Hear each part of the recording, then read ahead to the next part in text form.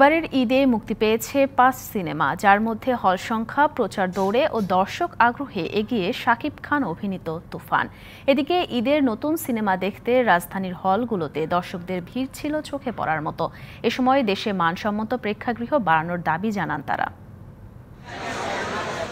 রাজধানীর পান্থপথের star cineplex ঈদে মুক্তি পাওয়া পছন্দের সিনেমা দেখতে দুপুরের পর থেকেই দর্শকদের ভিড়। ঈদ উপলক্ষে মুক্তি পাওয়া নতুন সিনেমাগুলো উৎসবে যোগ করেছে ভিন্ন এক আমেজ।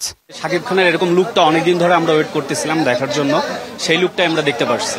আর আশা করি শাকিব খানের এরকম লুক আমরা সামনে আরো দেখতে পাবো। এরকম মুভি আগে আমরা কখনো দেখিনি, এই প্রথম বাংলাদেশের, সো সেই জন্য খুব ভালো লেগেছে। মুক্তির দিনে বেশি আলোচনায় ছিল ঢালিউড সুপারস্টার শাকিব খান অভিনীত তুফান। মুক্তির প্রথম দিনেই দর্শকদের প্রশংসা কুড়িয়েছে বড় বাজেটের এই সিনেমা। এতটা ভালো হবে তুফান মুভি এটা এক্সপেক্ট করি নাই, কিন্তু ভালো হয়েছে অনেক। আবার তুফান 2 দেখার জন্য আমরা এখন প্রিপারেশন নিচ্ছি, সামনে দেখবো। তুফান তো অনেক ভালো ছিল, যতটুকু ভাবছিলাম তার থেকে অনেক বেশি ভালো ছিল। নগদের কাছে সব গ্রাহকই প্রিয়, তাই তো সারা দেশে ক্যাশ আউট চার্জ সবচেয়ে কম। তুফান নিয়ে নিজেদের নানা প্রত্যাশার কথা জানান নির্মাতা ও কলাকুশলীরা। খুব ভালো, তুফান ঝড় তো আসলে কালকে থেকে শুরু হয়েছে, মানে অফিসিয়াল ঝড়।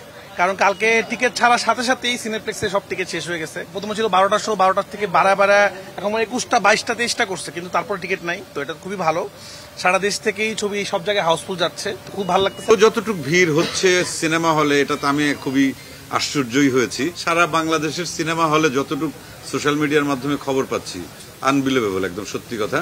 তুফানের পাশাপাশি ঈদে মুক্তি পেয়েছে আরও 4 নতুন সিনেমা।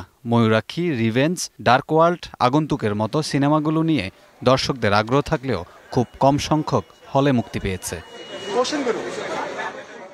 এত লম্বা সময় ধরে ময়ূরাক্ষী হয়ে আছি আমি, সেটার জন্য এখন আমার মনে হচ্ছে যে আমি ময়ূরাক্ষী। অনেকদিন ধরে আমার ফিল হচ্ছে ময়ূরাক্ষী।